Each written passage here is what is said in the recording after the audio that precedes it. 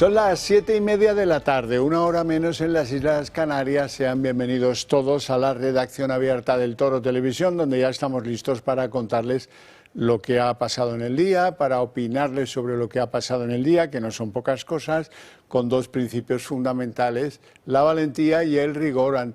Los dos tienen que ir a la vez, y en junto y con la misma voluntad de complacerles a ustedes. Y eso en un ambiente general que se tiene que caracterizar por el tono de las intervenciones nuestras y de nuestros invitados. Tienen que ir sazonadas de un grado lógico de libertad. Aquí no viene nadie a explicar lo que le han dicho con un argumentario y tal y no sé qué, y ahora tiene mi partido. Y no, aquí la gente viene y a lo mejor se puede equivocar, como nosotros, claro, pero lo que dice lo expresa con convicción. Ese es el ánimo de tener una cadena de televisión, el Toro Televisión, que no será nunca, porque no quiere serlo, ni le apetece y le repugna, una Telepedro. De esas ya hay muchas en el mercado. Bueno, hoy, noticia del día, con toda seguridad. Tyler Robinson. Este es un chico de 22 años que ha sido entregado por su padre a las autoridades en Estados Unidos como el autor, presunto debiéramos decir aún, autor del asesinato político de Charlie Kirk, que tenía lugar ayer en el campus de la Universidad de Utah Valley en Salt Lake City, la capital. Este hombre tiene 22 años, mantiene una estrecha relación con las armas desde pequeño. Su padre era el sheriff del condado donde vivía, y su padre, menudo papelón también, es el que le ha entregado a las autoridades como presunto autor del asesinato político que ha conmocionado al país entero. Resulta además que las conversaciones intervenidas por el FBI evidencian que este hombre, Tyler Robinson, confesó evidencias de que había cometido el crimen a algunos de sus amigos. Ha contado detalles, en definitiva. También es muy llamativo que escribiera mensajes de odio antifascistas en la munición que utilizaba en el rifle con el que disparó a 180 metros a Charlie Kirk. Charlie Kirk, pues está el vicepresidente J.D. Vance en el entierro, ha llevado en el Air Force Two el cuerpo del hombre asesinado que no muerto, ¿eh? Desconfíen de los medios de comunicación que decían ayer, Charlie Kirk ha muerto. No ha muerto, no se ha caído del escenario, no ha tenido un fallo cardíaco. Le han pegado un tiro, lo han matado, y eso es un atentado, y eso es un crimen político. Lo digo por dejar las cosas claras. El presidente Trump, pues ¿qué ha hecho? Ha añadido que él espera que el asesino de Kirk reciba la pena de muerte correspondiente en el estado de Utah. Dice Trump, imagino que será hallado culpable y espero que le caiga la pena capital. Bueno, y otra cosa social de interés es que mientras el país está conmocionado por el asesinato que produjo este que ven ahí, Tyler Robinson, resulta que hay ya una oleada de despidos en innumerables empresas norteamericanas porque algunos de sus trabajadores celebraron públicamente la muerte de Charlie Kirk. Si acaso recordarles que Charlie Kirk se había hecho muy popular, era una especie de influencer, con la gente joven tenía pues mucho encanto y mucho reclamo, y encaraba problemas de fondo contra la cultura woke, contra el aborto y sus facilidades, contra la historia de la doctrina de género, contra las tolerancias hacia el islamismo puertas adentro de los Estados Unidos. Eso pues le hacía un objetivo. Y lo más importante de todo es que el fallecido Charlie Kirk estaba casado y tenía dos hijos muy pequeños que ahora pues tendrán que criarse sin su padre. Eso no tiene remedio.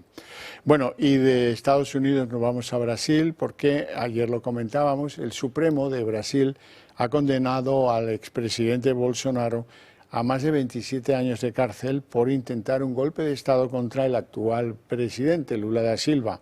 Nos lo cuenta Natalia Fernández. Duro revés para el expresidente brasileño Bolsonaro. Tras 3 jornadas de juicio, 4 de los 5 jueces de la sala han declarado culpable al expresidente por liderar un golpe de Estado contra Lula da Silva en enero de 2023. Bolsonaro fue acusado de encabezar una conspiración para desacreditar el sistema electoral de Brasil, atacar instituciones y desconocer el veredicto de las urnas. También le sumaron los delitos de liderar una organización criminal armada, con la que dicen habrían planteado incluso acabar con su adversario, tentativa de golpe de Estado y por la abolición violenta del Estado democrático de derecho. Ahora la justicia brasileña le condena a una pena de 27 años y 3 meses. Entre las pruebas presentadas que habrían sido claves para los jueces estaría un borrador golpista, un documento presentado por Bolsonaro a los comandantes de las Fuerzas Armadas con el que pretendían imponer el estado de defensa y crear una comisión de regulación electoral. Además, clave también el llamado puñal verde y amarillo para asesinar a Lula. Aseguran además que Bolsonaro habría tenido un sistema de vigilancia clandestino. Habrá que esperar a que se confirme la condena tras el juicio final y Bolsonaro podrá presentar recursos ante el plenario de las Cortes. Además, por sus problemas de salud y edad avanzada, ya saben, de 70 años, podrá solicitar cumplir la pena de prisión domiciliaria. El caso no queda ahí porque la polémica ya está servida. Se ha conocido que el juez que ha presidido las sesiones del juicio es amigo personal de Lula y además fue su abogado. Una relación personal que podría poner en entredicho la imparcialidad del magistrado. Da que pensar cómo funcionan las cosas, ¿eh? En Brasil da que pensar. Bueno, vamos con la guerra de Ucrania. Ucrania ha atacado hoy con drones y explosivos el principal puerto petrolero que maneja ahora Rusia, por donde salen la mayor parte de sus reservas. Está en el Báltico y se llama Primorsk.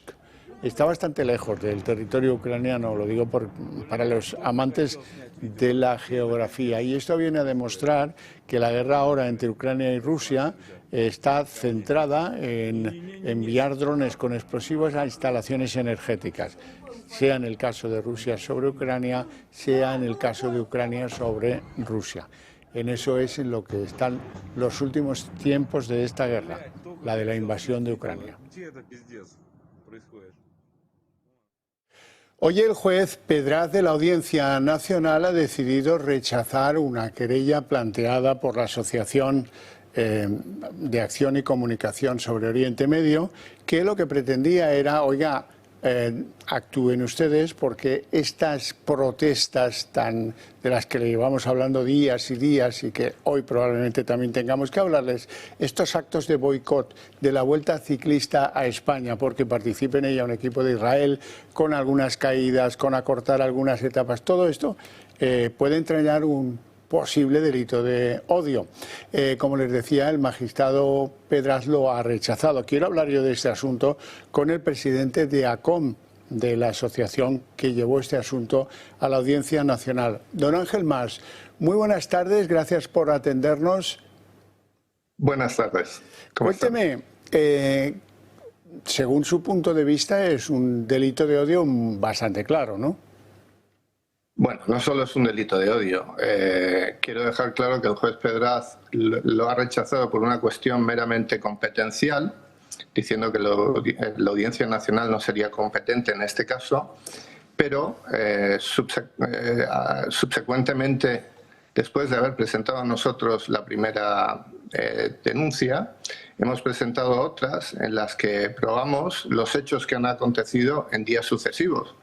Los hechos cada vez más graves, más violentos, son lo que llamaríamos cale borroca, terrorismo callejero, y por lo tanto hemos recurrido a la decisión del juez Pedraz para que reconsidere esa inadmisión. Y a la vez, además hemos ampliado la denuncia, añadiendo nuevas organizaciones y nuevos individuos que han tomado parte en estos actos violentos. Además, esas protestas tienen un carácter pluriautonómico porque se han desarrollado por un montón de lugares en España, lo cual lo llevaría a la jurisdicción de la Audiencia Nacional, ¿no? Exactamente, es un acto claramente organizado, de violencia política organizada, con algaradas públicas que ponen en peligro la vida de personas.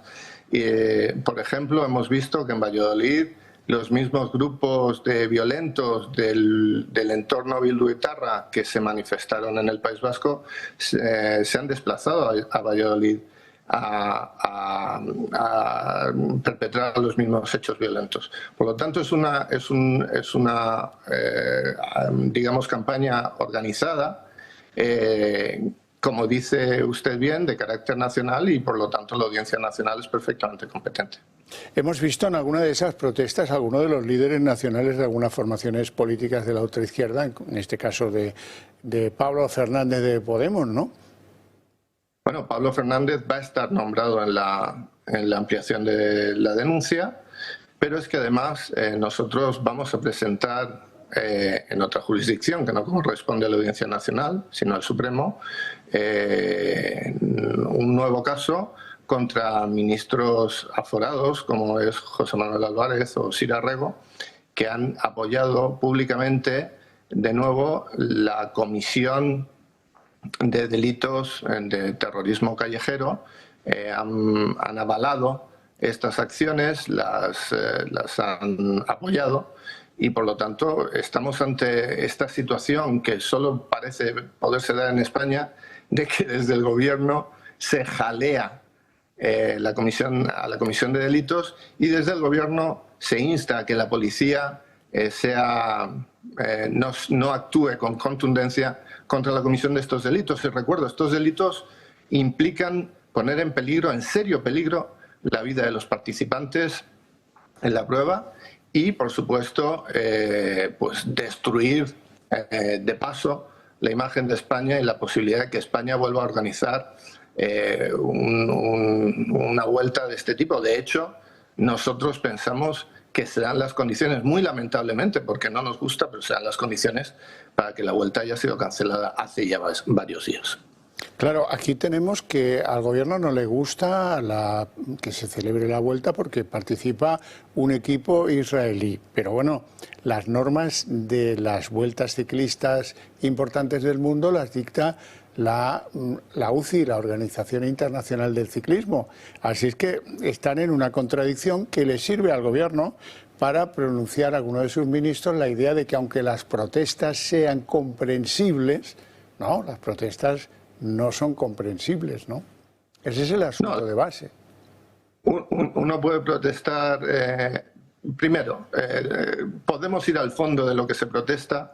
Resulta verdaderamente desalentador que personas, como estamos viendo en estas imágenes, se manifiesten con la bandera de los asesinos que masacraron a 1.200 personas en Israel, que mutilaron, que violaron, que quemaron vivas, que decapitaron, que secuestraron a todas esas personas. Es verdaderamente lamentable cómo la brújula moral del público, una parte no significativa, no menor, del público en España ha interiorizado la proximidad con el yihadismo más sangriento.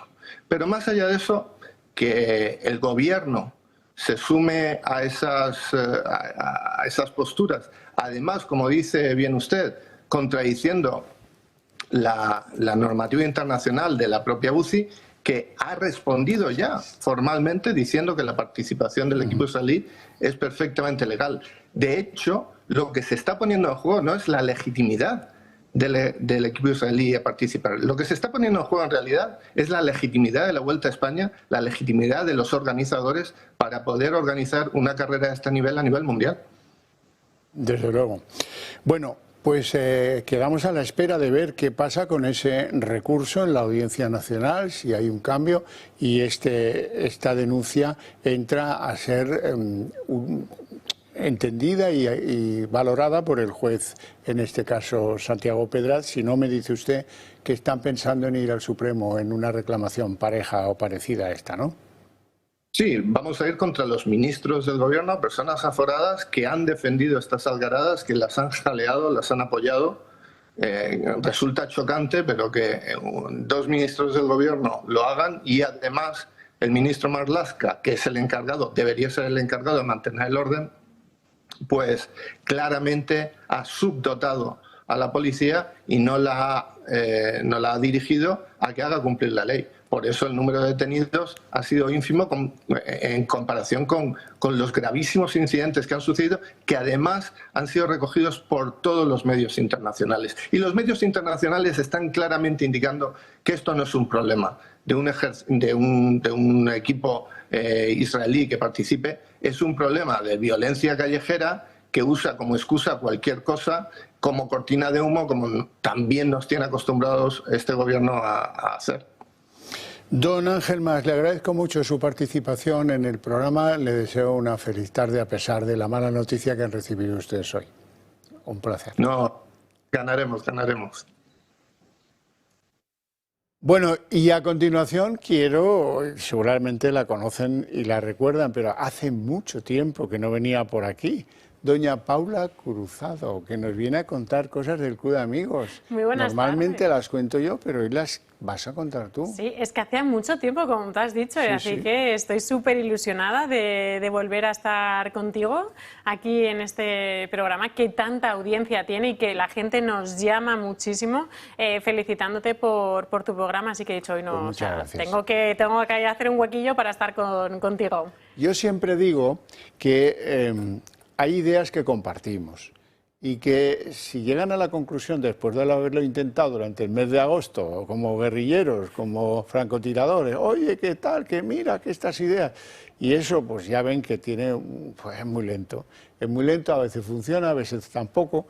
Así es que confíen ustedes en nosotros, que tenemos esa voluntad, la de ser una correa de transmisión que lleve al conjunto de la ciudadanía española esas ideas compartidas. Muchos no nos pueden ver.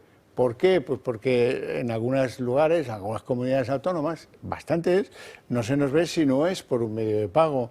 Entonces nosotros tenemos la voluntad de corregir eso, pero para ello necesitamos su apoyo, necesitamos que nos ayuden. ¿Cómo? Eso es muy fácil, Horcajo.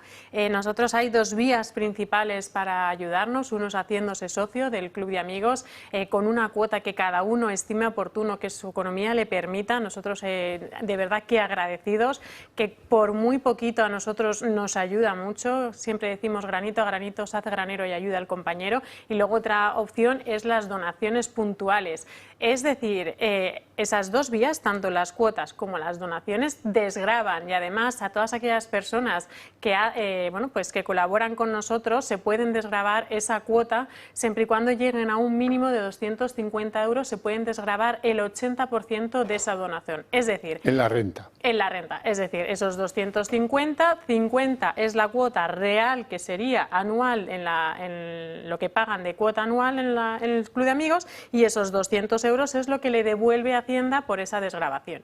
A partir de esos 250 es el 50%. Yo de verdad que es una oportunidad de aquí al 31 de diciembre que cada uno, que cada familia, que cada persona que nos esté escuchando, si no es socio hace donaciones o si es socio puede completar esa cuota hasta llegar a ese importe. Ahora, sobre todo que hemos vuelto de vacaciones, que tenemos esta pequeña recta final hasta final de año, nos vamos haciendo esos apartaditos, pues bueno, septiembre es una cuesta muy fuerte, pues bueno, pues en octubre hago esa donación puntual para llegar a esos 250. Oye, es la primera vez que me acabo de enterar y lo quiero hacer de golpe. Lo digo más que nada, hemos empezado a decirlo ahora, sobre todo Xavier, porque hay gente que llega diciembre y ya tiene muchos gastos, ya llegan las navidades, llegan los regalos, bueno, pues la economía familiar se resiente. Pues que tengan a lo largo de estos meses, que lo vayan planificando como ellos quieran para poder ayudar a este medio de comunicación a seguir hacia adelante. Ahí ven ustedes los números de las dos cuentas, una de Bankinter, otra de la Caixa, donde pueden hacer esos donativos. Y si tienen dudas, que muchos puede que las tengan, pues ni lo duden, llamen al teléfono del club y ahí se las van a explicar, a resolver y van a poder pues asumir esto que desde cualquier punto de vista es una ventaja. Y además nos van a ayudar y con eso vamos a llegar a más gente, que es lo que yo quiero. Sí, eso es lo más importante. También animar a todas aquellas personas. Ayer nos llamaba un hijo que su madre es súper forofa de esta casa, es una televidente que no se pierde ningún programa nuestro y le hacía mucha ilusión hacerse socia, pero bueno, por X o por Y la madre nunca se lanzaba. Y su hijo le ha regalado ese carné de socio del Club de Amigos. Así que todas aquellas personas que quieran regalar a un amigo el hacerse socio del Club de Amigos, es un precioso regalo para que nosotros ayudar a esta cadena a seguir hacia adelante. También decir que estaremos este fin de semana en Europa Viva, en el Palacio Vistalegre. Bueno, pues para el acto de Patriots, en el que ya es, no sé si es el tercero. El segundo seguro, porque yo estuve en el primero contigo. Y en el segundo fue el tercer año. Será mañana, yo creo que es el tercer año. El tercer año. En el que, bueno, es una reunión política en el que representantes de Patriots de diferentes países, y en este caso en España, representantes de Vox, se reúnen, hablan, hacen pues pronunciamientos políticos. Bueno, muy interesante. Lástima que no haya podido venir por razones ajenas a su voluntad, estoy seguro, Javier Milei. Porque en este acto el año pasado es cuando dijo no sé qué cosas, te acordarás de Begoña Gómez, que bueno, encendió innumerables polémicas y llevó a una ruptura de dos países, de dos gobiernos de países hermanos, Argentina y España, nada menos. Sí, seguramente que a lo mejor no pueda estar de forma presencial, pero seguramente que se haga alguna conexión en directo y esté de alguna forma. Pero sobre todo, decir a todas aquellas personas que no hayan sacado su entrada o que quieran asistir, será este sábado día 13 y el domingo 14. Ahí estaremos. Que se pasen por el stand del Club de Amigos. Estaremos por allí, nos moveremos. Nosotras, las del club, somos un poco inquietas, así que decirles a la gente que nos busque, que estaremos por allí, que se informen de cualquier pregunta que quieran hacerlos, cómo hacerse socio, cómo hacer una donación, dónde nos pueden ver, cómo nos pueden seguir.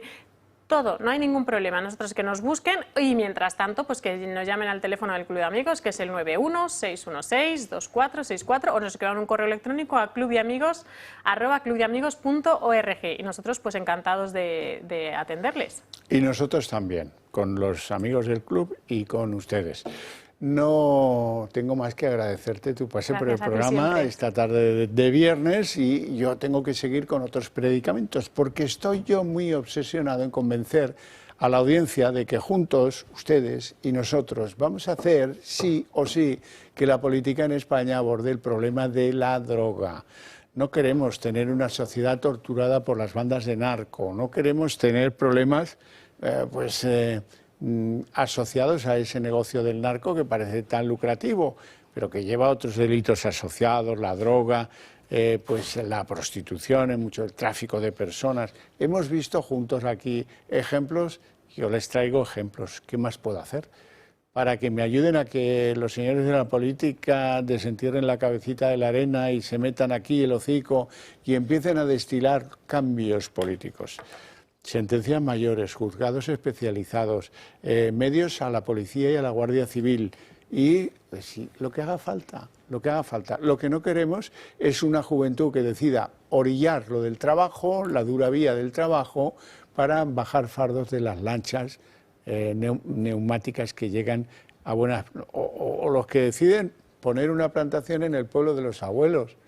Así, en España no se puede dar un paso, todos son plantaciones de cosas, hachís, pero marihuana, pero lo que ustedes quieran. Hoy les traigo un ejemplo, porque el ejemplo tiene guasa.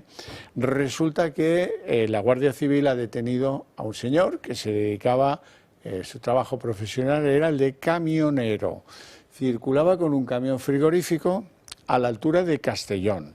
Allí la Guardia Civil se da cuenta de que, oye, este hombre va usando el móvil. Procuran pararlo, pero el hombre se escabulle, comete no sé cuántas infracciones de tráfico y termina en la ciudad de Castellón y se mete en una calle que, mira tú por dónde, es una calle sin salida. Ahí queda atrapado el camionero. Huye a pie, deja el camión tirado, en fin, bueno, al final le pillan y cuando le detienen se dan cuenta de que en unas bolsas así, con cierto desaliño, hay una serie de paquetes que, atención, llevan, ¿saben cuánta droga llevaba este hombre? Más de 1,5 toneladas de hachís. ¿Qué les parece?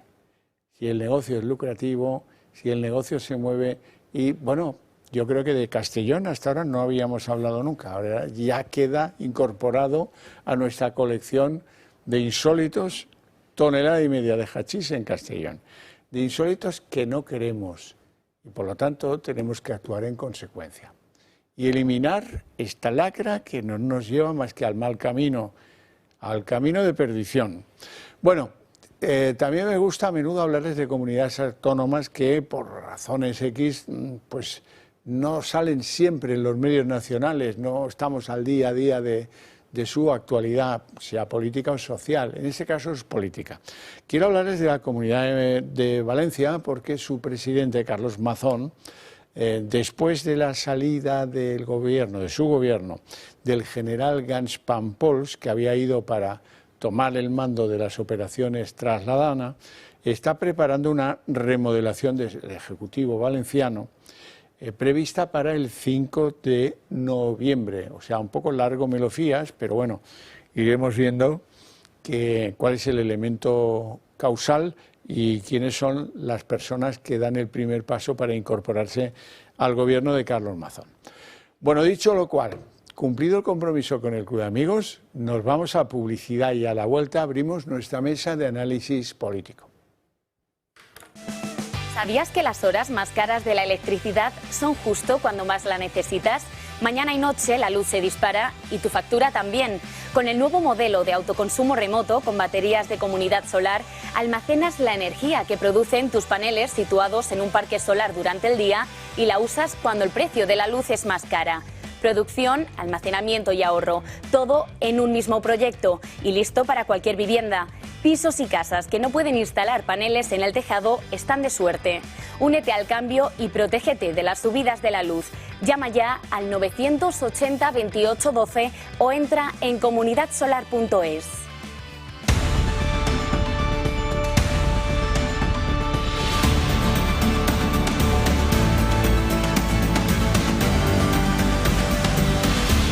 Con auténtica puntualidad española, a las 8 en punto empezamos nuestra tertulia de análisis político. Les presento a nuestros invitados. Soy doña Marcela Regía. Muy buenas tardes. Buenas tardes, Javier, Ilustre encantada. abogada. Sí. Ya aquí Ilustre no sé, abogada sí. Ilustre abogada, permíteme que el adjetivo lo ponga yo. Perfecto. Ilustre abogada a mi izquierda. Hoy me siento bastante seguro, ¿eh?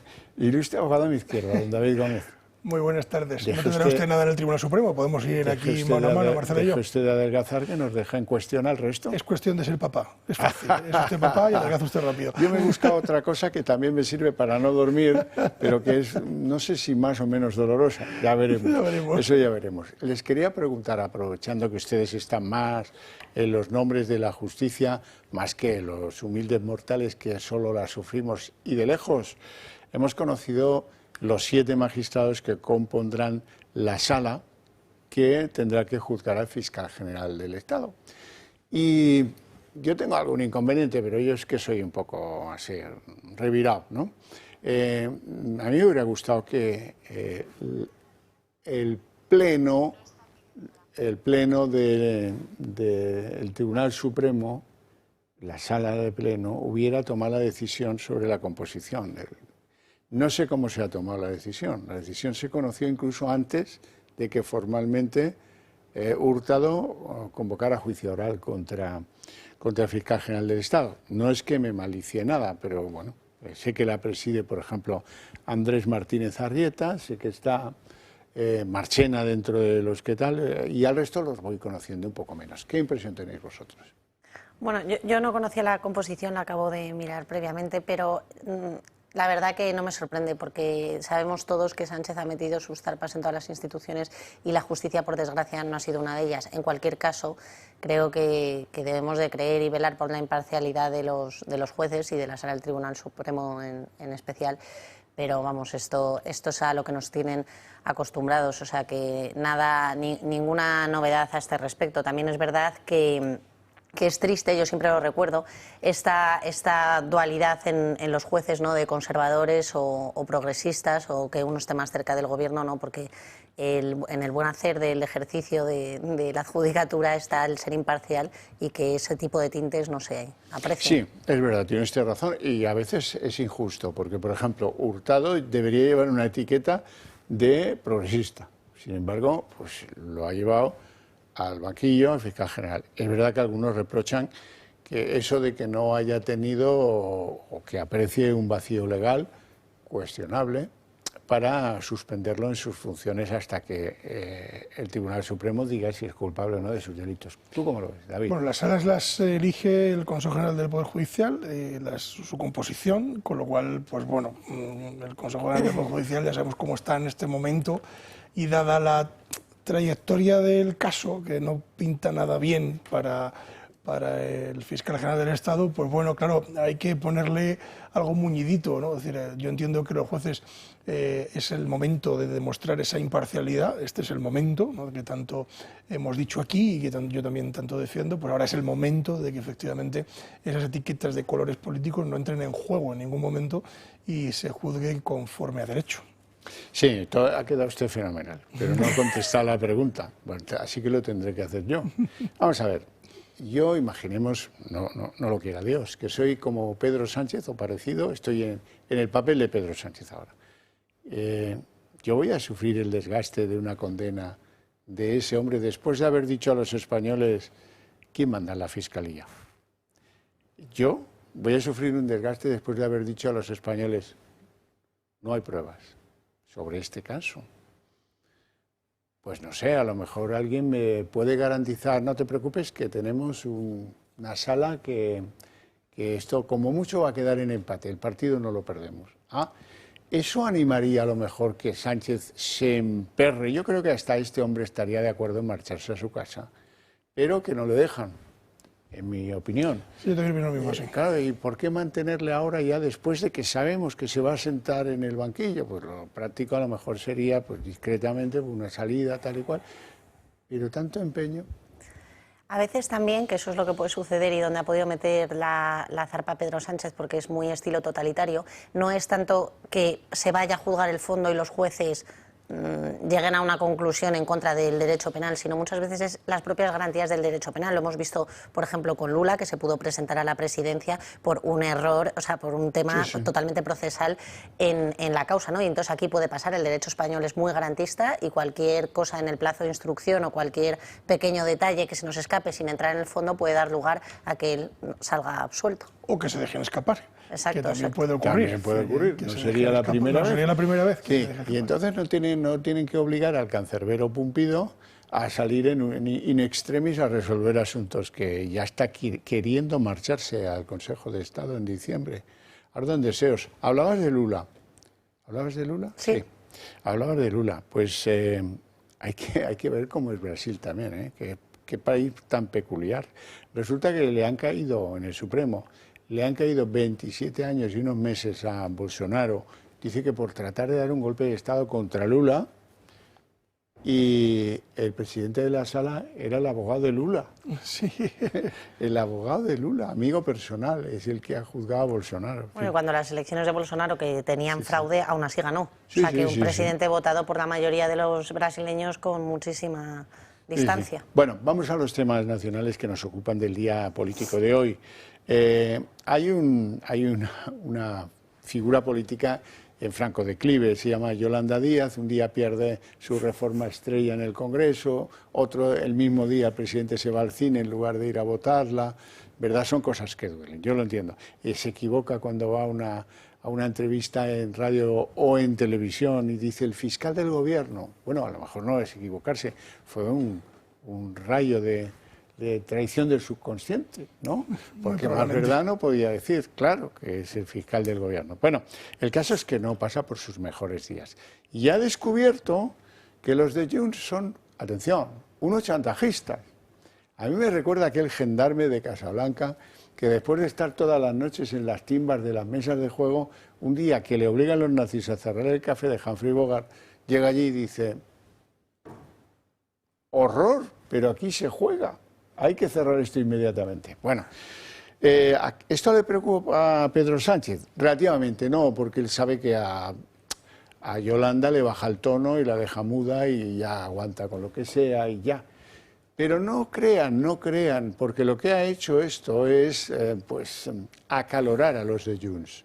Junts ha visto que son más necesarios que nunca y están frotándose las manos en el rincón para cuando vengan a negociar los presupuestos. O sea que va a haber batalla y de las buenas. Yolanda Díaz pone en riesgo la estrategia de Sánchez con Junts. El no de la formación a su reforma estrella de la reducción de la jornada laboral ha hecho que la vicepresidenta segunda y ministra de Trabajo cargue contra los de Puigdemont abiertamente. Mi equipo y yo somos gente seria y negociamos, pero yo también tengo una posición política y se lo digo siempre. Yo tengo límites y no voy a entregar mi país, no lo voy a hacer. Sé muy bien lo que represento y ayer le he dicho a Junts una posición política que creo que nunca se había escuchado en España.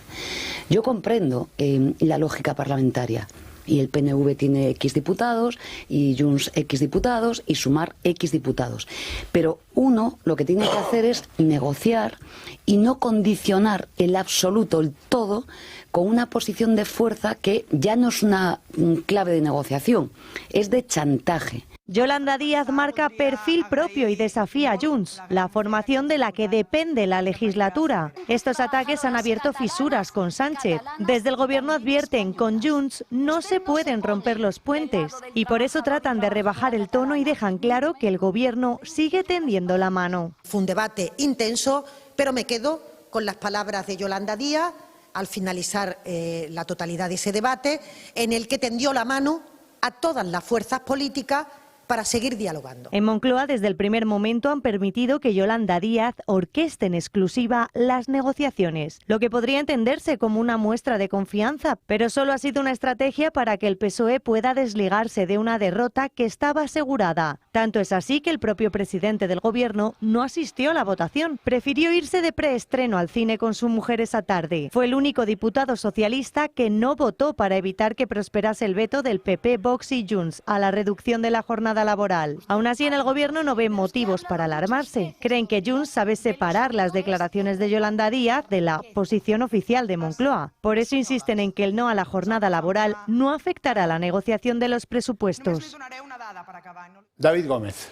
Bueno, es que Yolanda la han mandado a morir, es decir, sabían perfectamente lo que estaban haciendo, es decir, la han mandado a negociar, sabían perfectamente que eso no iba a prosperar y con lo cual ella se ha dejado porque ha pensado que mandaba o que tenía algún mando y ha dicho, bueno, pues aquí estoy yo, voy a negociar con Junts. Pero resulta que lo que no ha comprendido ella es que la han sacrificado el gobierno para tenerla arrinconada en un ladito. Y ahora se da cuenta, si hubiera escuchado, nos hubiera escuchado aquí alguna tarde esta señora, se hubiera dado cuenta de que efectivamente Junts lo que emplea es el chantaje, pero se ha dado cuenta ahora, parece ser que ahora sí, es cuando se da cuenta, tarde. Ahora resulta que los de Junts son de derechas. Sí, Antes no, ahora sí.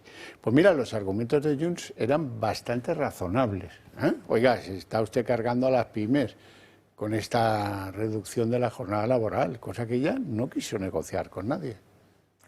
Yo creo que esta noticia es un fiel reflejo de lo que es el Gobierno de España. Es decir, al final tenemos aquí a unos socios del Gobierno que lo único que tienen en común, porque no sé si se podía calificar Junts de derechas, pero desde luego que comunista no es, ¿no? Entonces, lo único que tienen en común estos comunistas, el Partido Socialista, los destructores de España, es seguir manteniéndose en sus sofás y seguir manteniéndose en sus puestos. Y sobre todo, aprovecharse de estas concesiones que les está otorgando el presidente del Gobierno, ¿no? Entonces, yo creo que esto es un fiel reflejo de la política española, esto es una realidad para Yolanda Díaz, ¿no? Y a la postre, bueno, pues que tenemos un ejecutivo que está completamente rendido pues al separatismo y a las concesiones que le piden todos sus socios. Pero es que Díaz también es socio de ella, ¿no? O sea, del gobierno, ¿no? También, o sea, forma parte del gobierno, ¿no? Tampoco podemos obviar eso y dejarlo a un lado, por mucho de que la releguen o cualquier cosa de estas. O sea, que también es necesaria en la ecuación para seguir sosteniendo a Sánchez. Sí, sí, obviamente. Bueno, hay algo que sí, y lo digo con cierta sensación de envidia, que sí hace bien, utilizando cualquier argumento, la izquierda en España. Ellos quieren teñir algo de lo que no es, de lo que no toca, de lo que no tiene sentido, y lo consiguen. Por ejemplo, las protestas pro-palestinas en la Vuelta Ciclista a España. Oiga, no es el ámbito, es que hay un equipo israelí, bueno, ya, y sí, pero entonces hay que salir y boicotear un acontecimiento deportivo que a lo mejor nos cuesta pues bajar 10 peldaños el próximo año cuando queramos celebrar, espero que de forma más feliz, la Vuelta Ciclista a España. Les da igual, banderas palestinas, Pablo Fernández, los Cale Borrocas, los de Podemos, los de Bildu, moviéndose de ciudad en ciudad, siempre los mismos y siempre con un ánimo peligroso para la integridad de los ciclistas y de un marcado interés político que no está proporcionado a lo que con sus acciones han hecho. El último ejemplo, hoy, Asamblea de Madrid, debate sobre el Estado de Madrid. Parecía aquello la ONU hablando de Gaza, de Palestina y de si eso no es un genocidio. Eso lo consiguen con enorme facilidad. La izquierda no cesa en su estrategia de abanderarse de las causas que más le convienen. Este viernes, la situación en Gaza ha acaparado casi todo el debate en la Asamblea de Madrid. Tanto el PSOE como Más Madrid han criticado esta mañana a la presidenta madrileña por su supuesta falta de apoyo a los gazatíes. Además, ambas formaciones han iniciado el debate poniéndose en pie y con un fuerte aplauso en memoria de todos los fallecidos en la franja. Pero los socialistas también se han involucrado en otros eventos como la Vuelta Ciclista a España, donde también se han mostrado como defensores de las protestas pro-palestinas. ¿La solución hubiera sido expulsar al equipo de Israel de la Vuelta? Yo creo que, bueno... ¿O no haberle dejado participar? Pues lo mismo que se adoptó, como le decía, en el año 2022 con los equipos y con los clubes, porque luego además esta situación que estamos viendo ahora mismo en la Vuelta no va a terminar aquí. Próximamente va a empezar la Euroliga. Y hay grandes equipos rusos que usted conoce perfectamente y los oyentes como el CSKA, que todo el mundo tenemos claro que no va a participar. Y este interés de la izquierda por abanderarse de las manifestaciones en la Vuelta a favor de Palestina ha tenido implicaciones legales. El juez de la Audiencia Nacional, Santiago Pedraz, ha rechazado investigar la denuncia por delito de odio, desórdenes públicos y lesiones presentada por la Asociación para la Concordia en Oriente Medio o los partidos EH Bildu, Sumar e Izquierda Unida. El magistrado la ha inadmitido por falta de competencia. Además, el presidente de Vox, Santiago Abascal, ha denunciado a Pablo Fernández ante la Fiscalía tras llamar a boicotear la etapa de la Vuelta en Valladolid. Asegura Vox que sus declaraciones atienden a un delito de odio y que no tienen cabida en la vida pública. La izquierda, por lo tanto, continúa buscando formas de posicionarse como un líder moral en medio de la controversia, aunque esto implique utilizar eventos de gran escala para fines políticos. David Gómez. Bueno, a mí me parece tremendo que se use el deporte para hacer política. Precisamente uno de los espíritus del deporte es la convivencia entre todas las naciones y culturas y concretamente en esto. A mí sí me gustaría hacer una puntualización de esto porque más allá de las protestas que a mí me parecen fuera de lugar, existe una cuestión de riesgo real de los corredores, de las motos, del personal que participa en la Vuelta, porque todos los que hemos visto la Vuelta Ciclista alguna vez en directo vemos a las velocidades que van y cómo un suspiro puede hacer caer un pelotón entero y provocar muertes. Es decir, no es la primera vez que muere alguien en una carrera ciclista. Entonces, dicho esto, a mí me parece bien que protesten, pero que no boicoteen un evento deportivo, ¿no? Entonces, bueno, pues dicho lo cual, entiendo que bueno, la amenaza de la ministra está que si viene la Euroliga, que no sé qué. Es decir, yo creo que no debe mezclar el deporte con absolutamente nada de toda esta historia, porque hemos visto en ocasiones gestos de deportistas que sus países son rivales o que tienen conflictos entre ellos, y ha habido gestos espectaculares entre deportistas israelíes, palestinos y seguramente entre ucranianos y rusos. Entonces, una cosa es la política y otra cosa es el deporte, no tiene nada que ver. Marcela. Varios matices. Por empezar por la parte última, totalmente. Estas señoras unas sectarias que expulsan de la vida pública o del entorno, de los comentarios o de lo que les da la gana, a quien les da la gana, que no piensan como ellos. O sea, son totalitarios de verdad de libro, porque es que esto es como el mensaje único del gobierno y si no estás dentro de ahí estás expulsado de los deportes, del Twitter o de cualquier canal o red de difusión que a esta gente se le ocurra. Eso por un lado. Por otro lado, yo creo que lo que está sucediendo en la Vuelta Ciclista es muy grave y que al final tiene un poco la connivencia de la administración pública y del Estado, porque creo que se podría impedir que esos manifestantes llegaran hasta los límites hasta los que llegan. Creo que en el fondo, aunque se hace parte del trabajo, no se hace totalmente y se está consintiendo porque al gobierno le interesa hablar de cualquier otra cosa que no sea todas sus corruptelas, sí, ¿no? Hay mucho de eso. Yo creo que habéis entrevistado antes a Ángel Mas de ACOM, ¿no? Presidente de ACOM, y yo creo que ha anunciado eso un poco y yo creo que es real, ¿no? Y lo que estamos viendo aquí es violencia y terrorismo callejero. Respecto del tema de la Audiencia Nacional, por matizar también, yo no he visto el auto de archivo, pero por lo que dice es porque no es competencia de la Audiencia Nacional, pues porque lo sepan también un poco los espectadores, hay una serie de delitos que por el tipo de delito se dirigen directamente a la Audiencia Nacional, igual que determinadas personas como los aforados, al Supremo, etcétera, ¿no? Entonces, eso no significa que no haya un delito de odio, simplemente que quizás los que han determinado no son los que corresponden a la Audiencia Nacional, o no sé qué más delitos anunciaba la asociación en cuestión, ¿no? Y ya por último, es que hoy yo sí que he visto parte de las intervenciones en la Asamblea de Madrid y eso ha sido tremendo. Es una forma de disfrazar, de hablar de política internacional en la Asamblea de Madrid cuando los madrileños tenemos miles de problemas que aquí se han dejado de lado para hablar de Gaza y disfrazar todo de esta causa, sí, de genocidio y de una causa que no les compete, o sea, ni tan siquiera le compete a nuestro presidente del gobierno, que también ha metido la zarpa donde no le debía con el tema de Gaza e Israel, ¿no? Y al final hoy hemos visto en la Asamblea de Madrid un espectáculo de ideología y en el que se ha olvidado, excepto Isabel Pérez Moñino, del mensaje que tiene que llegar y calar en los madrileños, que es el tema de la seguridad, el tema de, lo comentábamos ahora, de entrar en una guardería en la Comunidad de Madrid, el tema de los centros de inmigrantes ilegales que han pasado todas estas semanas. O sea, obvian la realidad social. Tenemos unos políticos que están a otra cosa. Bueno, a pesar de que hoy en Naciones Unidas se haya aprobado con unanimidad la creación de un Estado palestino, que puede ser una solución al conflicto, no digo que no, a Sánchez le empieza a pasar factura en términos de soledad internacional el ser, por ejemplo, el único de la Unión Europea que dice que lo de Gaza es un genocidio. Es el único, se ha quedado solo. Y muchas otras cosas más que han detectado, por ejemplo, estos periodistas de The Economist. The Economist hoy saca una información en la que dice: el más solo de Europa es el primer ministro español, llaman primer ministro, nosotros presidente del gobierno, Pedro Sánchez. Conozca al líder de la resistencia anti-Trump de Europa. También pasan lista de todas aquellas cosas que por querer ser anti-Trump le están pasando factura. Vamos a verlo.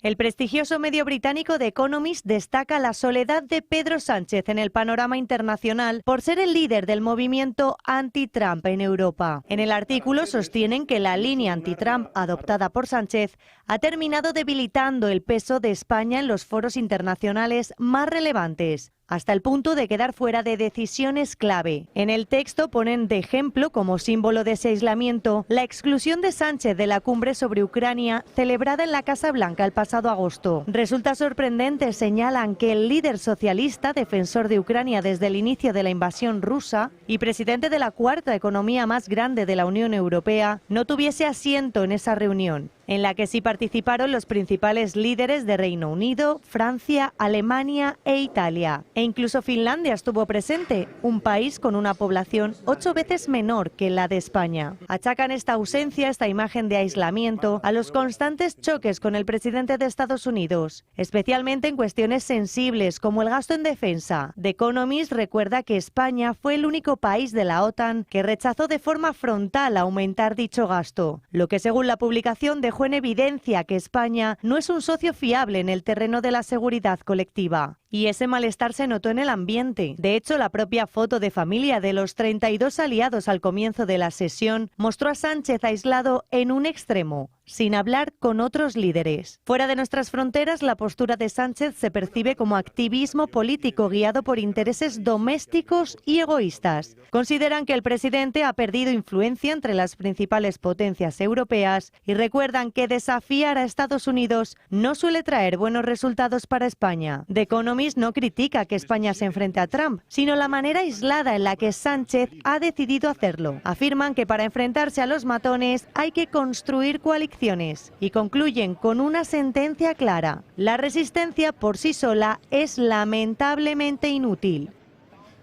Bueno, vamos a hacer una pausa de publicidad, apenas 2 minutos, volvemos y lo comentamos, claro está.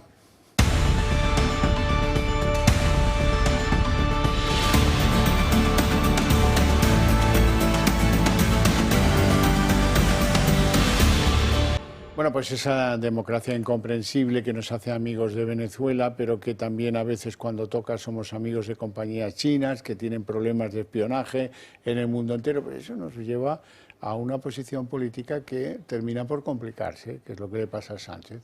Marcela.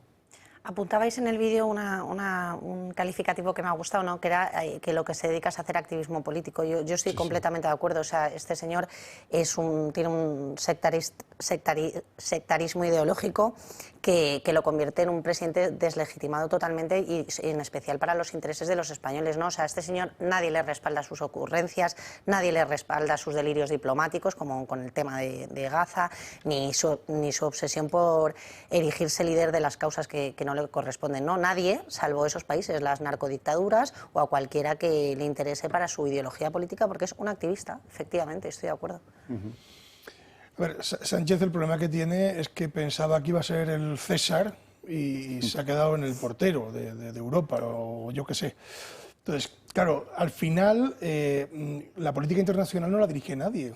O sea, de España, porque él va por libre, es decir, al punto de que le tienen que llamar la atención, al punto de que efectivamente hace declaraciones que yo creo que son demasiado gruesas. Lo del Sáhara, con aquella nota escrita en un francés de niño. Exacto. Es decir, al final le tienen que llamar la atención. En fin, yo creo que hay declaraciones que un presidente de gobierno no puede hacer o no debe hacer, salvo que tenga una unidad con respecto al resto de líderes de la zona, en este caso de la Unión Europea, ¿no? Con el tema de decir, oye, en Gaza se está provocando un genocidio. Bueno, eso no le corresponde al presidente del gobierno español decirlo, tendrá que ser una declaración conjunta. En todo caso, si es que eso es así, y ya para eso hay herramientas internacionales, tribunales internacionales que se dedican a investigar estas cosas y no a poner en un brete, porque claro, lo que dice, yo creo que Sánchez no es consciente de lo que él dice repercute en todos los españoles. Es decir, es que, claro, usted es el presidente de un país y al país no le interesa la postura del presidente, le interesa la postura del país.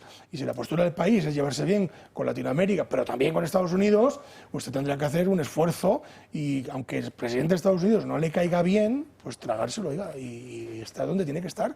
Porque en esa foto es lo que yo comentaba antes, ¿no? Es decir, que yo, si hubiera sido presidente del gobierno, me hubiera dado de cabezazos para que mi ministro de Exteriores hiciera lo posible y lo imposible para estar en esa reunión donde se ha debatido el futuro de Ucrania, ¿no? ¿Es así? Ya. Bueno, hablemos de Santos Cerdán, que sigue en la cárcel, está en Soto del Real, ¿verdad? Pero que vamos conociendo algunas notas de color que nos alimentan el criterio moral, cómo era el día a día, ¿verdad? La primera de ellas es que Cerdán usó a Koldo para ocultar 132.000 euros, una nadería, visto los negocios en los que estos andaban, a través de una mercantil opaca. Cuando alguien escribe mercantil opaca, lo hace con muy mala uva. Está diciendo que, bueno, pues es inaccesible, por eso lo de opaca, que probablemente no esté en España, de ahí lo de mercantil opaca, porque si no sería accesible conoceríamos sus accionistas, el NIF, en todas esas cosas, ¿verdad? Sí, así que esto tiene una pinta de que nos están contando esto. La UCO vincula al secretario de organización del PSOE con una sociedad que en principio se creó en San Sebastián en 2015, que recibió dinero de Acciona y del gobierno de Navarra a través de una constructora. Y volvemos al lío. Y pegado a esto, también hemos conocido hoy, ¿ustedes se acuerdan de aquel director general de carreteras del Ministerio de Ábalos que junto con la presidenta de Adif, Isabel Pardo de Vera, ambos los dos juntos, pues resulta que amañaban concursos para favorecer a empresas? Bueno, hoy hemos sabido que Cerdán llamó a Isabel Pardo de Vera, la presidenta de Adif, para decirle, oiga, ¿usted por qué se ha cargado al director general de carreteras? No me haga estas cosas, que me está usted cambiando el tablero de juego. Bueno, o sea que nada nuevo bajo el sol, pero todo esto lo podemos teñir de otra noticia, y es lo que va diciendo por ahí Víctor de Aldama, que llevaba callado bastantes meses, pero que ahora vuelve a empezar a lanzar exocets, misiles exocets, y dice ahora que, hombre, pues que él tiene en el extranjero el material básico para terminar con la faena que hasta ahora todas le salen bien, todas las afirmaciones que hace, ¿no? Hasta ahora sí. La última que hizo es que Zapatero estaba detrás de la financiación irregular del PSOE. No está mal el órgano. Y como diciendo, no hace falta que me mandéis a gángsters y demás, que esto está a buen recaudo en el extranjero. Bueno, vaya patio el que tenemos, ¿eh? Pues sí, la verdad que sí. Yo creo que el sanchismo se puede definir con todas estas noticias. Al final logran una cosa que es muy importante. No conocemos ni tan siquiera la punta del iceberg de todos estos casos de corrupción. O sea, yo creo que ya no solo lo que canta Aldama, sino todo lo que nos queda por ver, porque esto son muchas causas, pero una única trama, ¿no? En cuanto esto avance y conozcamos, podremos definir el sanchismo como lo que es corrupción organizada, tapaderas mercantiles como veíamos ahora, dedazo, amiguismo, relaciones, redes clientelares, o sea, es todo así con este señor, ¿no? O sea, esta es la realidad de nuestro presidente del gobierno. Entonces, cada vez que habla Aldama o sale una noticia de esta, tiembla el gobierno, o sea, tienen temor, ¿por qué? Porque tiene información, porque lo sabe, no sé si la tendrá fuera de España, no sabemos dónde la tendrá, pero tiemblan porque este señor estaba dentro de la trama y conoce lo que estos corruptos hacen y hacían, vamos. Además, cada vez que habla salen nuevos oficios, salen nuevas pruebas, salen nuevas personas, nuevos testigos. O sea, aquí hay unas estructuras opacas que financiaban toda esta red del Partido Socialista, mientras el resto de los españoles nos asfixian a impuestos precisamente para pagar todas estas redecillas. Sí, y luego está la otra versión, digamos, que puede ir en junto, pero que parece aparentemente antitética a lo que tú planteabas. Esto es el seguro de vida del señor Aldama, que guarda celosamente fuera para que a él no le pase nada. ¿Os acordáis que le pegaron 2 disparos en el cristal del coche? Bueno, pero es que, perdone que te corte, Javier, pero yo creo que precisamente es eso, precisamente por eso. O sea, va unido. Obviamente, este señor tiene que guardarse las espaldas y con la mafia se trabaja así. Uno guarda las espaldas, guardándose el seguro de vida de su información, pues a saber dónde no. Pero la realidad es que el gobierno es rehén cada vez de Aldama, es rehén de sus corrupciones, es rehén de los separatistas. Este es el gobierno que tenemos. Desde luego, fíjate lo que es la vida. Los que venían a cambiar la política hoy llevan a sus hijos a un colegio privado. Y los que venían a acabar con la corrupción resulta que son los más corruptos del mercado. Es decir, es tremendo que nos vengan a dar lecciones y el engaño a los españoles. A mí lo que me llama poderosamente la atención es que a los españoles se nos olvide. Es decir, porque este hombre habla, nos cuenta una mentira, nos tiramos de los pelos y al día siguiente se nos ha olvidado. Oiga, es que es muy grave. Es decir, fíjate, en 2015 en San Sebastián crean una sociedad y mangonean con ella. Vamos a ver qué sale de ahí, porque de ahí saldrán cosas. Seguro que sabremos quién está detrás de la sociedad en algún momento, qué entramado tiene, qué dinero se efectúa. Y aquí crean sociedades como churros. O sea, no hay problema, creamos una sociedad y de repente Acciona le inyecta dinero a una sociedad que lleva 5 minutos en el mercado. O sea, es tremendo. Y ojo, cuidado, que hemos pasado de echar al Partido Popular por una sentencia, una frase en una sentencia, decir que es corrupto, que pitos, que flautas, a esto, ¿no? A ministros, directores de carreteras, presidentas de empresas públicas, es decir, y un largo etcétera de gente enguarrinada al olorcillo del dinero público. Iba a decir al olorcillo de la prostitución, que también, y de comilonas, o sea, es que yo creo que Torrente, vamos, tiene que estar frotando las manos. 8 o 10. Sí, este señor decía... Es que además no son de guante blanco, estos órdenes, que es llamativo, es llamativo. Lo más burdo del mundo, ¿no? Decía Ábalos, soy feminista porque soy socialista. Claro, sí. Ya lo vamos entendiendo. Vamos entendiendo a doña Begoña Gómez, no sé si acabará cuando decidan qué pasa con su trance judicial. El trance moral lo ha perdido, claramente, porque media España está convencido de que habrá que pasar a llamarla Madame Begoña, porque su participación en la caja de billetes administrados mediante sobres, pagando cosas de los saunas gay, centros de prostitución de hombres y de mujeres, no sé muy bien cómo calificar lo que allí había, pero ella sí lo sabe. Ella sí lo sabe, y Pedro, lógicamente, también lo sabe. Bueno, y ya si nos remontamos un poco más a todo esto, hombre, ha habido algo que me tiene, Marcela, en shock esta semana. Esta semana alguien ha soltado una carta recibida de Moncloa, es una empresa del IBEX, en la que le dicen El presidente ha tomado nota de su aportación a los negocios de Begoña. ¿Cómo? ¿Esto qué? El que lo ha dejado por escrito es un incendiario. Porque, vamos, aunque seas corrupto, tienes que ser más listo. No dejes un papel que dice eso, por el amor de Dios. Ah, bueno, oye, Banco X, que sí, que el dinero que el presidente ha tomado nota, es como decir, aquello que el presidente te pidió para su mujer, se lo habéis dado, muchas gracias, ya lo tendremos en cuenta en el próximo reparto de obras. Algo parecido. Es terrible. Suena eso, ¿eh? Desde Dos empresas del IBEX. Suena eso. A mí me parece, ¿ves? O sea, esto es motivo suficiente para que alguien dimita. Es decir, ¿ha tomado nota? ¿Ha tomado nota de qué? Usted no tiene que tomar nota de nada, de los negocios de su mujer, porque su mujer tendrá sus negocios y usted es el presidente del gobierno.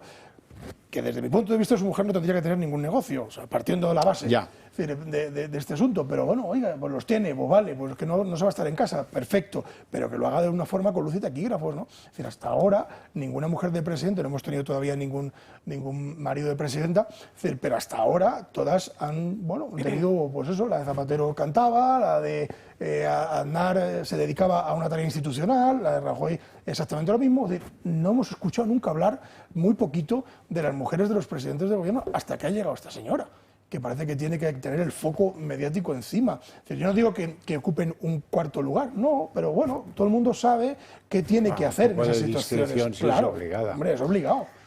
Yo querría añadir dos matices. En primer lugar, yo creo que el presidente del gobierno actúa con este descaro y esta desfachatez porque se siente impune, o sea, se siente impune y lo peor de todo, y es poco esperanzador, pero es que lo es, porque aquí en cuanto llega una sentencia que no les gusta, tocan en el Tribunal Constitucional o se amnistían, porque yo siempre lo he dicho, que la ley esta de la amnistía no es solo para los golpistas catalanes, es para ellos mismos, al final se van a acabar amnistiando de sus propios delitos, ¿no? Y luego, por otro lado, el tema de Begoña Gómez. A ver, yo estoy de acuerdo que, o sea, puedo entender que la mujer pueda tener sus negocios. El problema es cuando surgen los negocios y qué tipo de negocios y cómo se han impulsado los negocios. Es decir, esta señora no tenía negocios antes de ser... Claro, si los tuviera, oiga, pues usted dedíquese a ellos. Y si usted no se ha beneficiado del cargo político que tiene o de una llamadita de es un negocio para la mujer del presidente del gobierno, ¿no? ¿Y qué negocio? Entonces, que es para captar fondos públicos. Claro. Entonces es gravísimo y no resulta baladí la declaración del otro día de esta señora, que para las dos veces que habla es que es mejor que no conteste ni a las preguntas de su letrado, porque aunque sea que diga que de vez en cuando, o muy pocas veces, esta señora esporádicamente con dinero público ha trabajado para fines privados de ella, eso es gravísimo, o sea, eso es la definición de delito de malversación, le guste a ella, sea poquito, sea mucho, no sé, ha delinquido un poquito solo, no mucho, pero ha delinquido, porque es que, claro, o sea, presuntamente, obviamente, pero vamos, que es no puede ser esto, o sea, lo comparto totalmente. Que metió la gamba en otra cosa. Ella admitió que si se habían producido esas situaciones esporádicas era por razón de amistad. Claro, peor todavía. Sí, claro, bueno, que no olvidemos cómo llegó a esa señora a donde llegó antes de ser que no lo reconoce nadie, ¿eh? Dice, yo firmé el contrato de esta señora, no sale nadie, ni Bolaños, ni el de abajo, ni el de 3 pisos abajo. Nadie sabe cómo llegó esa señora allí con cargo de directora general del Ministerio de la Presidencia de Moncloa. Nadie lo sabe, llega ella y dice, no, es que por la amistad le pedí que... Y ella va y me lo hizo. Pues blanco y en botella de leche, es decir, bueno, por amistad llegó al cargo. Ya veremos. Fíjate cómo está la Fiscalía de Uñas para que no le den a Peinado, a juez Peinado, los correos de una cuenta oficial que tiene esta señora, que ya empecemos a preguntarnos por qué esta señora tiene que tener una cuenta oficial en la Moncloa. ¿Cobra para ello? Dice, no. ¿Trabaja en Moncloa? Dice, tampoco. A veces acompaña al marido. Si es que eso puede considerarse, en el caso de Sánchez, sí que es un trabajo y duro. Pero bueno, eso lo lleva ella a su conciencia. Sí, los españoles no le pagamos para que tenga una cuenta en Moncloa. Yo entiendo que tiene que tener, lógicamente, alguien que la asesore y alguien que la lleve de la mano a actos. Eso es normal, es decir, siempre lo ha habido, alguien que le ayude, yo qué sé, pues incluso a vestirse. El protocolo, vamos a ir a lo que llaman ayuda de cámara, ¿no? Pues lo que llamaban antiguamente ayuda de cámara, pues algo parecido, ¿no? Es decir, asistentes. Ahora, de ahí a tener una cuenta de correo oficial, como si ella formará parte de la plantilla de Moncloa, pues es que... Claro, y luego hay otro punto, la degeneración del concepto amistad. Porque claro, vamos a ver, ¿me dejas decir que eres Begoña? Bueno, Uy, eso no lo sé. Ya te he visto. No. Voy a ser yo Begoña. Vale, voy a ser yo Begoña, más. que resulta que tengo una amiga, una amiga en este caso, que es presidenta de un banco. Y entonces la llamo y le digo, oye Carmen, mira, es que estoy muy liada, estoy en un viaje, estoy en lo que sea, tengo un cliente que me tiene que hacer una aportación dineraria y no llega y se la tengo que reclamar. ¿Se la puedes reclamar tú por mí? Y es evidente que esa amiga no va a coger la cuenta de presidenta del banco para decirle a alguien que ni siquiera, en teoría, no conoce, oye, le escribo de parte de Begoña Gómez para decirle que no nos ha llegado el importe que comprometió con ella y que nos hace falta. Y gracias por atenderme con un correo particular. Esta señora escribía los favores esporádicos en un correo que era amenazador, porque debajo había un rótulo amarillo que ponía Ministerio de la Presidencia, Complejo de la Moncloa o algo parecido. ¿Cuántos emails habrá para que hayan reconocido que ha habido ayudas esporádicas o cuestiones? O sea, eso es porque hay una cantidad de correos y porque las pruebas van a aflorar. Ya de entrada tendrá que, no sé, es que al magistrado le estamos haciendo hoy el guión de la próxima semana, ¿no? Busque por aquí, busque por allí. Pero es que Cristina Álvarez, que así se llama la asesora guión apoderada de negocios particulares, estuvo el día que firmó Begoña el convenio con la Complutense. Señor, ahí estuvo. Entonces, dígame usted, hombre, por amistad, ya, pero entonces si era tan amiga, ¿será entonces normal que uno cuando el marido llega a la condición de presidente del gobierno, llega a la Moncloa y se empieza a encontrar amigos? ¿O es normal llevarlos de la calle? Para los socialistas es normal porque usan su red y entre ellos se... Sí. Una pléyade, y si no son las sobrinas.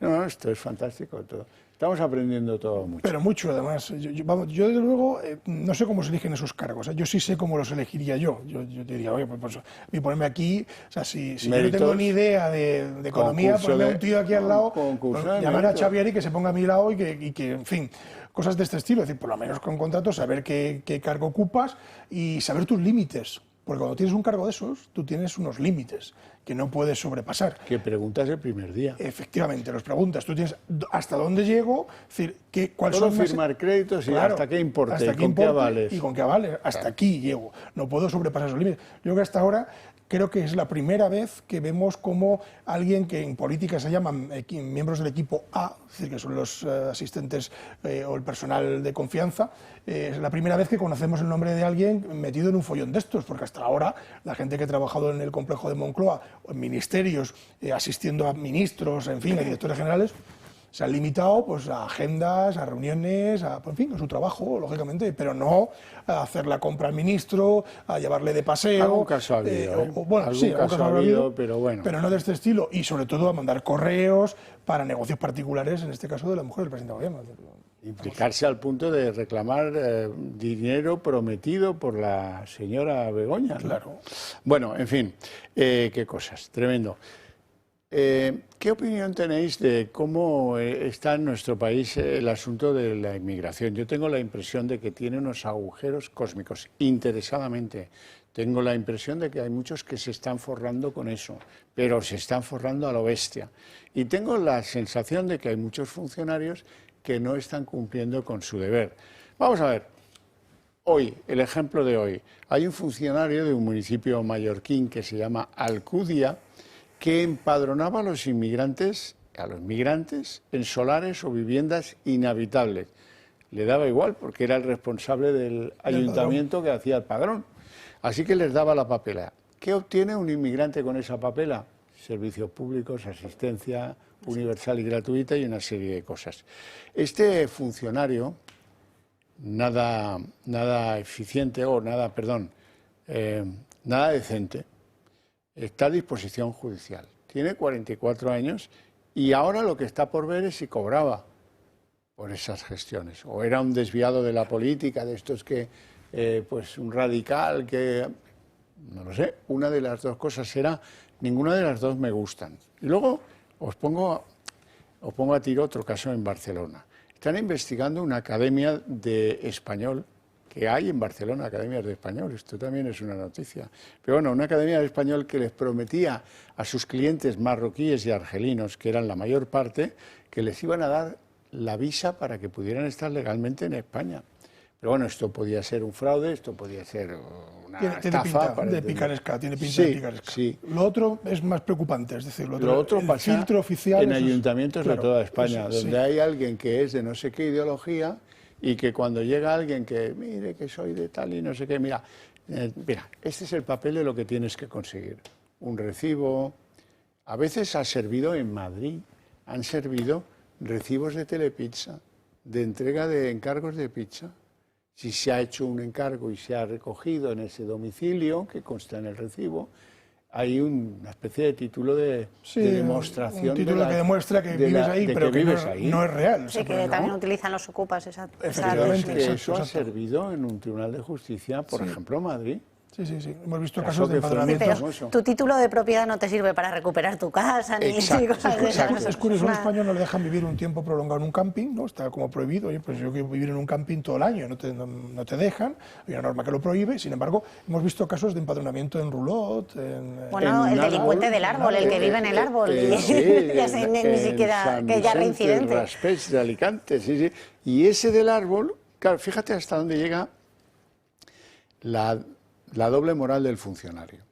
Funcionario de justicia puede pensar por miedo, esa sería la más honrosa de las decisiones, o por connivencia, que el morito de turno acusado de un delito de agresión sexual, cuando le dice que él no tiene domicilio y que vive en un árbol, pues él escribe allí en la hoja de Administración de Justicia, que pagamos todos, vive en un árbol. Eso lo dices tú y sales esposado del Claro. juzgado, ¿eh? Pero no, este vive en un árbol. Como le toleran, como el primer día eso cuela, pues ya vuelve a estar en el juzgado acusado de otro delito distinto de agresión sexual. Obviamente, claro, pues será que los funcionarios, es que yo no quiero pasar por facha, es que yo no me quiero enfrentar con un morito que viene a pedirme el empadronamiento en Fuenlabrada. Pues toma, aquí tienes el empadronamiento, porque además a mí yo soy más de los tuyos que de la fachosfera. Por ejemplo, ¿no? ¿Cuántos no habrá? Pues muchos, ¿Cuántos no probablemente habrá? muchos. Yo he visto un caso en Fuenlabrada en el que pues, una familia era instada por los funcionarios municipales, hay que conseguir niños pequeños, porque si te estás en ese sitio ilegalmente, pero con niños pequeños, no te van a echar nunca. Sí, vulnerabilidad acreditada Claro, y ya. claro.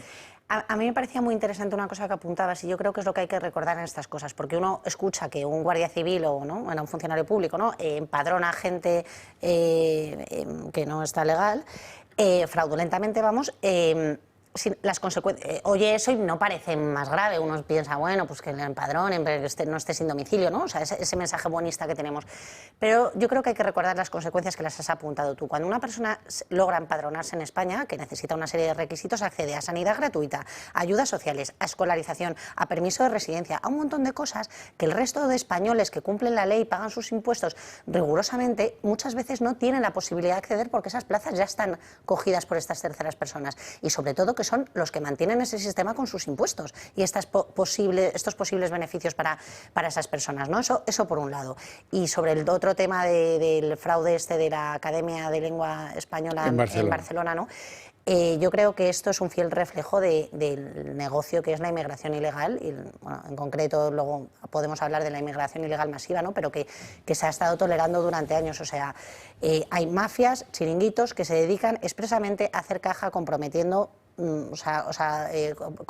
a entregar los papeles a estas personas que no respetan nuestras normas en muchos casos, ¿no? Y que pasan por esta academia donde te solucionan la vida y mientras tanto hay gente, inmigrantes legales, haciendo la cola, respetando, presentando sus papeles, acatando los tiempos, y eso es una injusticia. En nuestra forma de actuar en la administración más cercana, que es la municipal, tiene que acercarse al problema. Dice, tengo un problema que es de la ocupación ilegal, pues oye, cualquiera que venga aquí a quererse empadronar, si dice que está de alquiler o no nos cuenta, no nos acredita el título de propiedad que lo habilite, que venga el propietario a echar una firma y un garabato, ¿no?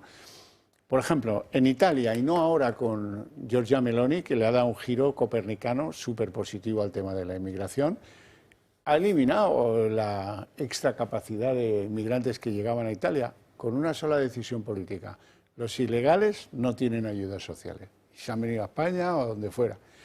Ahora, en Italia, cuando mandaba allí Berlusconi, un español iba a alquilar un piso y le decían, sí, llegaban a acuerdo de dinero con el API, hacía una paga y señal, y el API le decía, bueno, ahora queda esto en manos de la comisaría de los Carabinieri.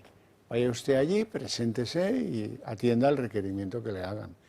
Y cuando iban los españoles a la oficina de los Carabinieri le decían, tiene obligación de poner su nombre en el timbre de la calle, obligación de poner su nombre en el buzón, obligación de poner su nombre en la puerta por fuera. Y lo vamos a ir a comprobar. Y hasta que los Carabinieri no ponían el sello en el contrato de la API, no se ejecutaba el contrato y tú no tenías alquiler. Fíjate qué forma, ¿eh? Pero esto es la historia en un país próximo como Italia. Aquí no, esto es un cachondeo. Claro, al final. Bueno, y la de contratos falsos que se presentarán para estos empadronamientos, etcétera. Por eso es clave la autorización del propietario. Claro. Igual de clave que tiene que ser el día que el propietario diga, este señor no me paga la renta, este señor está ilegal aquí, tenga la potestad para que se expulse a esas personas de inmediato. O sea, ¿qué es esto que haya familias que estén 3 o 4 o 5 años, bueno, 3 en el mejor de los casos, 5 años sin casa esperando a que se la devuelvan porque hay un que ocupa o porque se la han ocupado, cualquier cosa de estas? Y a ver cómo te la devuelven. Claro, exacto. ¿Qué condiciones? Y qué gastos no te dejan. Bueno, esas son las cosas que importan a los españoles. Luego Tezanos hace juegos de magia con la expectativa de voto y dice que el PSOE lleva 9 puntos de ventaja al Partido Popular.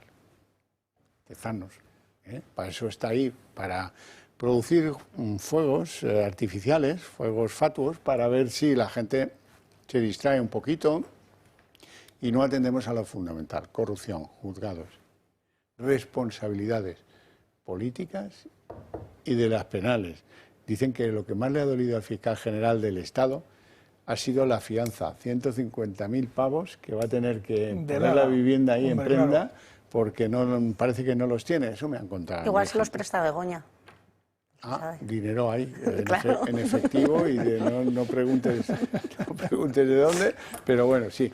Bueno, nos hemos reído bastante. Nos queda el tiempo justo para que yo agradezca a mis invitados su presencia y sus opiniones, y a ustedes su paciencia e interés, pero ojo, para ustedes hay premio porque a la vuelta de publicidad empieza aquí el día en 30 minutos.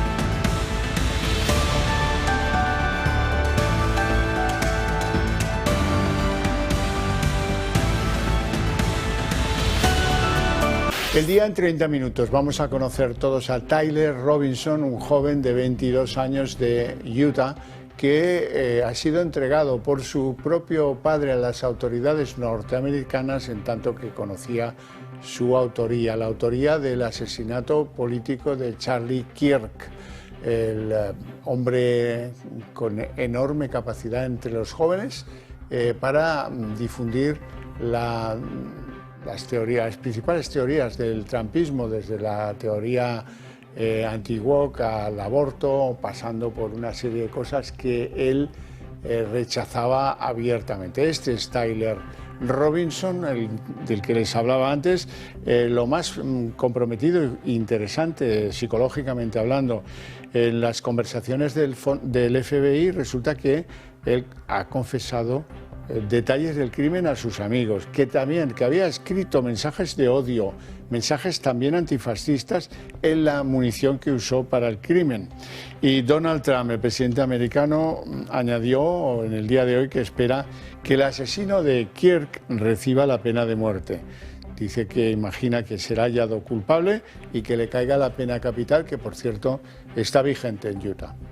Aquí en España crece el malestar en el seno del Gobierno por esas declaraciones, esas críticas de Yolanda Díaz a Junts después de tumbar la reducción de la jornada laboral. Pedro Sánchez no solo abandonó a su vicepresidenta en esa votación, sino que ahora se desmarca por completo de sus críticas. La líder de Sumar, que forma parte del Gobierno que negoció la amnistía, la financiación singular de Cataluña o el traspaso de las competencias de migración, dice ahora que hay cosas que son innegociables y que no piensa entregar su país.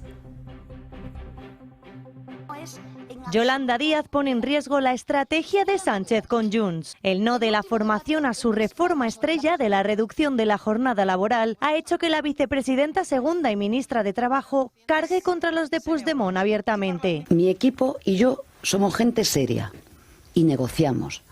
Pero yo también tengo una posición política y se lo digo siempre.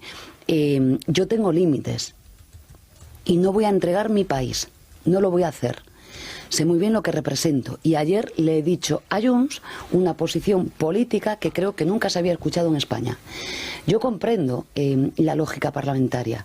Y el PNV tiene X diputados, y Junts X diputados, y Sumar X diputados. Pero uno lo que tiene que hacer es negociar y no condicionar el absoluto, el todo, con una posición de fuerza que ya no es una clave de negociación, es de chantaje. Yolanda Díaz marca perfil propio y desafía a Junts, la formación de la que depende la legislatura. Estos ataques han abierto fisuras con Sánchez. Desde el Gobierno advierten, con Junts no se pueden romper los puentes y por eso tratan de rebajar el tono y dejan claro que el Gobierno sigue tendiendo la mano. Fue un debate intenso, pero me quedo con las palabras de Yolanda Díaz al finalizar la totalidad de ese debate, en el que tendió la mano a todas las fuerzas políticas para seguir dialogando. En Moncloa, desde el primer momento, han permitido que Yolanda Díaz orqueste en exclusiva las negociaciones, lo que podría entenderse como una muestra de confianza, pero solo ha sido una estrategia para que el PSOE pueda desligarse de una derrota que estaba asegurada. Tanto es así que el propio presidente del Gobierno no asistió a la votación, prefirió irse de preestreno al cine con su mujer esa tarde. Fue el único diputado socialista que no votó para evitar que prosperase el veto del PP, Vox y Junts a la reducción de la jornada laboral. Aún así, en el Gobierno no ven motivos para alarmarse. Creen que Junts sabe separar las declaraciones de Yolanda Díaz de la posición oficial de Moncloa. Por eso insisten en que el no a la jornada laboral no afectará la negociación de los presupuestos. ¿Se acuerdan ustedes de la película Casablanca? Y de aquel gendarme que se pasaba las noches jugando a las cartas en las mesas de juego del Ritz, del local de Humphrey Bogart, y que el día que los nazis le obligan a cerrar el local, pues resulta que pone cara de susto y empieza a gritar: ¡pero qué horror, si aquí se juega! Pues Yolanda Díaz ha llegado a ese mismo punto de cinismo que el gendarme cuando, corneada en el Congreso por Junts y con esa final remate de su reforma de jornada, ella, todo rizos, recurre a los medios alegando que es que Junts está chantajeando al Gobierno. ¡Anda, menuda obviedad! Saltó. En fin, la señora no se había dado cuenta antes. ¿Es que pensó que eso era una idea trasnochada de la fachosfera? Es chantaje, señora mía, desde el minuto cero. En fin, desde la irrelevancia que las encuestas reservan para el futuro de Sumar, Yolanda opta por ponerse digna y señalar ahora a Puigdemont como un peligroso ariete de la derecha burguesa, que no entiende ni nada de la lucha de clases. A Sánchez le puede preocupar esta subida de tono en la relación entre Yolanda y Junts. Hombre, relativamente, sabe que él es el que paga el combustible que alimenta a Yolanda. El combustible, los trajes y lo demás. Conoce sus tallas más íntimas, sabe cuándo tiene que apretar o qué botón tiene que usar para que ella entre en fase silencio y ceda en términos políticos, porque no tiene posición política.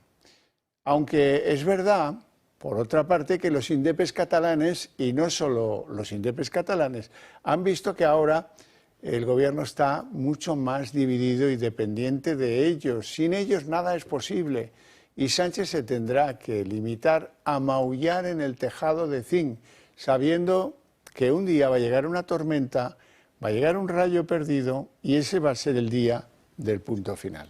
Víctor de Aldama, el comisionista de la trama Koldo, ha reaparecido esta semana para la relación entre la financiación ilegal del PSOE y el expresidente José Luis Rodríguez Zapatero.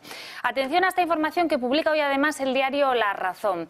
Según este periódico, Aldama conservaría información importante que podría afectar a varios miembros del Gobierno y dirigentes importantes del Partido Socialista en el extranjero. El comisionista se guardaría este as en la manga para utilizarlo en el momento más propicio y ojo porque podría afectar directamente a Delcy Rodríguez. Este es uno de los documentos que formarían parte de esta información y que Víctor de Aldama entregó a uno de sus socios cuando entró en prisión. Se trata de Alberto Escolano, otro de los imputados en la trama Koldo y la persona que supuestamente le pagó el piso a la novia de Ábalos, Jessica Rodríguez. Víctor de Aldama lo habría recuperado tras salir de prisión y en este momento se desconoce si volverá a aportarlo a la causa. La izquierda española tiene alguna habilidad natural, tiene mucho cuajo, eso es verdad, tanto como para elegir nuevos decorados cuando su popularidad está en mínimos y su afectación por casos de corrupción está sofocándola. Entonces salta la chispa, inventan una causa, una guerra política y empiezan a actuar como un solo hombre, con independencia de un partido o de otro. Eso lo hemos podido ver estos días atrás con la causa palestina llevada a inconveniente mayor para la Vuelta Ciclista a España, con grave riesgo, por cierto, para los ciclistas en algunos casos. En ellos se han empeñado de Bildu a Podemos, pasando por el Partido Socialista, por Sumar, lo que ustedes quieran. Están todos de ciudad en ciudad, donde termina una etapa de la Vuelta, llevando la batalla contra Israel y con criterios pro-palestinos y prodigando que hay un genocidio en Gaza y que hay que acabar con las etapas de la Vuelta. Bueno, hoy lo han hecho también con el debate del Estado de la Nación de Madrid, en el que parece que la gran preocupación de los madrileños no sea otra que lo que está pasando en Gaza. La izquierda no cesa en su estrategia de abanderarse de las causas que más le convienen. Este viernes, la situación en Gaza ha acaparado casi todo el debate en la Asamblea de Madrid. Tanto el PSOE como Más Madrid han criticado esta mañana a la presidenta madrileña por su supuesta falta de apoyo a los gazatíes. Además, ambas formaciones han iniciado el debate poniéndose en pie y con un fuerte aplauso en memoria de todos los fallecidos en la franja. Pero los socialistas también se han involucrado en otros eventos como la Vuelta Ciclista a España, donde también se han mostrado como defensores de las protestas pro-palestinas. ¿La solución hubiera sido expulsar al equipo de Israel de la Vuelta? Yo creo que, bueno... ¿O no haberle dejado participar?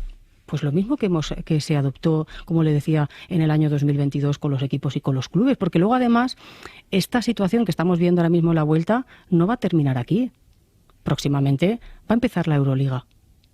Y hay grandes equipos rusos que usted conoce perfectamente y los oyentes como el CSKA, que todo el mundo tenemos claro que no va a participar.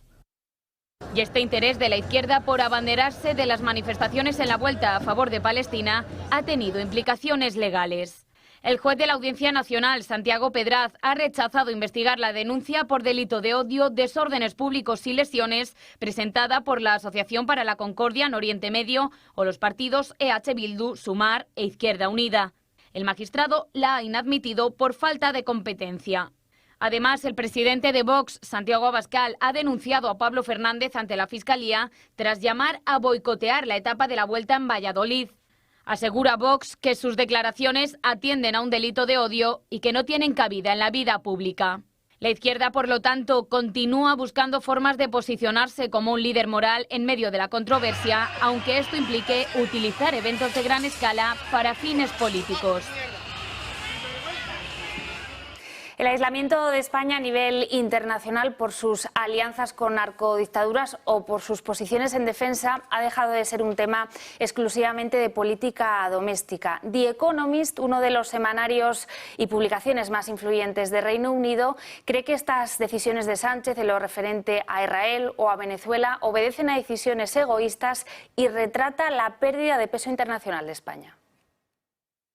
El prestigioso medio británico The Economist destaca la soledad de Pedro Sánchez en el panorama internacional por ser el líder del movimiento anti-Trump en Europa. En el artículo sostienen que la línea anti-Trump adoptada por Sánchez ha terminado debilitando el peso de España en los foros internacionales más relevantes, hasta el punto de quedar fuera de decisiones clave. En el texto ponen de ejemplo, como símbolo de ese aislamiento, la exclusión de Sánchez de la cumbre sobre Ucrania celebrada en la Casa Blanca el pasado agosto. Resulta sorprendente, señalan, que el líder socialista, defensor de Ucrania desde el inicio de la invasión rusa y presidente de la cuarta economía más grande de la Unión Europea, no tuviese asiento en esa reunión, en la que sí participaron los principales líderes de Reino Unido, Francia, Alemania e Italia. E incluso Finlandia estuvo presente, un país con una población 8 veces menor que la de España. Achacan esta ausencia, esta imagen de aislamiento, a los constantes choques con el presidente de Estados Unidos, especialmente en cuestiones sensibles como el gasto en defensa. The Economist recuerda que España fue el único país de la OTAN que rechazó de forma frontal aumentar dicho gasto, lo que según la publicación dejó en evidencia que España no es un socio fiable en el terreno de la seguridad colectiva. Y ese malestar se notó en el ambiente. De hecho, la propia foto de familia de los 32 aliados al comienzo de la sesión mostró a Sánchez aislado en un extremo, sin hablar con otros líderes. Fuera de nuestras fronteras, la postura de Sánchez se percibe como activismo político guiado por intereses domésticos y egoístas. Consideran que el presidente ha perdido influencia entre las principales potencias europeas y recuerdan que desafiar a Estados Unidos no suele traer buenos resultados para España. The Economist no critica que España se enfrente a Trump, sino la manera aislada en la que Sánchez ha decidido hacerlo. Afirman que para enfrentarse a los matones hay que construir coaliciones y concluyen con una sentencia clara: la resistencia por sí sola es lamentablemente inútil. Y en la página internacional, el gobierno de Israel ha decidido boicotear el Mobile World Forum de Barcelona en su edición del año que viene. Ha ordenado que se cancelen todas las presentaciones de empresas para ese evento y no van a participar las empresas israelíes en ese Mobile del año que viene. Es la primera reacción al discurso del presidente Sánchez, que condenaba el genocidio de Israel sobre el pueblo palestino. Pero también hay algo de rencor hacia la decisión del Ayuntamiento de Barcelona, que en el pasado mes de julio rompió formalmente relaciones con Israel. Estados Unidos confirma la identidad del asesino de Charlie Kirk, que ya se encuentra en custodia policial. Su nombre es Tyler Robinson, tiene 22 años y es vecino de Utah. Pero al contrario de lo que se especuló en un principio, no es estudiante de la universidad en la que se produjo el crimen. El FBI lo detuvo en su casa ayer a las 10 de la noche, hora estadounidense, tras una frenética búsqueda de algo más de 30 horas. Según hemos podido saber, en las últimas horas fue un familiar del propio joven el que dio el aviso. A juzgar por su testimonio, por lo que han podido contar sus personas más cercanas, Robinson se politizó en los últimos años y consideraba a Kirk un esparcidor de odio.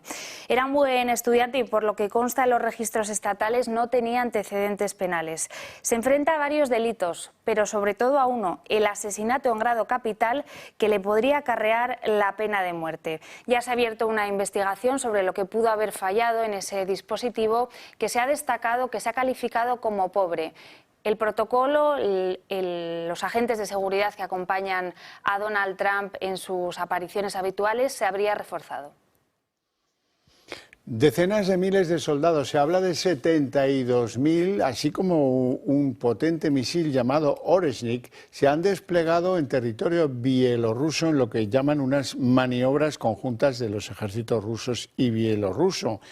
Es una reedición de las maniobras que precedieron a la invasión de Ucrania ya por el 2021 y una declaración de principios, porque esto se produce apenas 2 días después de la incursión con drones a territorio de Polonia. Francia y Alemania han decidido enviar aviones de combate al espacio aéreo polaco para ejercer de policía aérea ante lo que parece una nueva amenaza de Rusia. Y el secretario general de la OTAN, Mark Rutte, cree que esa invasión rusa del espacio aéreo polaco no es un hecho aislado y que ha sucedido en varias ocasiones en países como Rumanía, Lituania, Letonia o Estonia.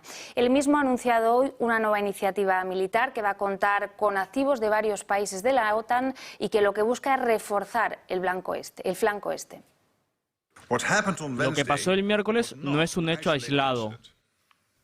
La imprudencia de Rusia en el aire a lo largo de nuestro flanco oriental está aumentando en frecuencia. Hemos visto drones violando nuestro espacio aéreo en Rumanía, Letonia, Lituania o Estonia. La OTAN está lanzando la Operación Centinela del Este. Para reforzar aún más nuestra postura a lo largo de nuestro flanco oriental, esta actividad militar comenzará en los próximos días e involucrará una variedad de medios de los aliados incluidos Dinamarca, Francia, el Reino Unido, Alemania y otros. La defensa de Bolsonaro tacha de excesiva la condena al expresidente brasileño y anuncia que agotará todos los recursos, incluso en el ámbito internacional. El expresidente brasileño ha sido condenado a 27 años y 3 meses de prisión por un intento de golpe de Estado en las elecciones de 2022 frente a Lula da Silva. Estamos muy pendientes de la reacción de Estados Unidos, que ya ha calificado la condena y todo el proceso como una caza de brujas. Y en la página de Sociedad, hoy el consejero delegado de Ryanair, Michael O'Leary, ha vuelto a reproducir sus amenazas en el conflicto que mantiene esta compañía aérea con AENA.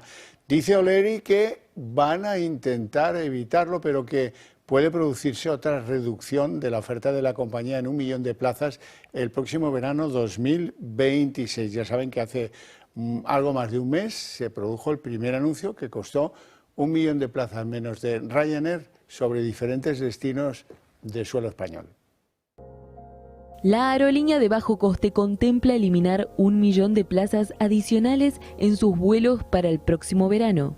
Este anuncio será oficial en 2 semanas y se sumará al recorte del 6,5% ya confirmado para la próxima temporada. La compañía responsabiliza a AENA, a quien acusa de monopolio y de aplicar tasas aeroportuarias excesivas que, aseguran, encarecen la operativa en los aeropuertos españoles. Ryanair advierte que estas medidas tendrán un impacto directo con la conectividad turística, afectando tanto a los destinos más demandados como a las rutas regionales. España es uno de los principales mercados de la aerolínea y cualquier reducción supone un golpe para el sector turístico, que depende en gran parte de las aerolíneas de bajo coste. Desde el gobierno y las comunidades autónomas se sigue con atención este pulso entre Ryanair y AENA, conscientes de que la disputa puede condicionar la llegada de millones de visitantes en plena temporada alta. Por ahora, el futuro de estas rutas quedará en manos de la negociación entre la compañía y el gestor aeroportuario. Hablaba la canción Marina del final del verano, pero aquí no lo parece. Así es, quedan solo 10 días para que cambiemos de estación y pasemos al otoño, pero a juzgar por las temperaturas todo apunta en otra dirección. Temperaturas muy altas las que vamos a vivir este fin de semana, especialmente se lo pueden imaginar en Andalucía. 37 grados en Córdoba, 36 en Sevilla, en Córdoba y en Jaén. Si habían guardado los vestidos y las sandalias, retírelos y vuelvan a sacarlos otra vez. Bueno. No deja de ser agradable terminar así el verano con un rebrote de temperaturas. No tenemos tiempo para más, lo dejamos aquí, les deseamos un buen fin de semana. Les pedimos que continúen con la señal del Toro Televisión y nos vemos algunos el sábado, otros el lunes. Así es, hasta el lunes.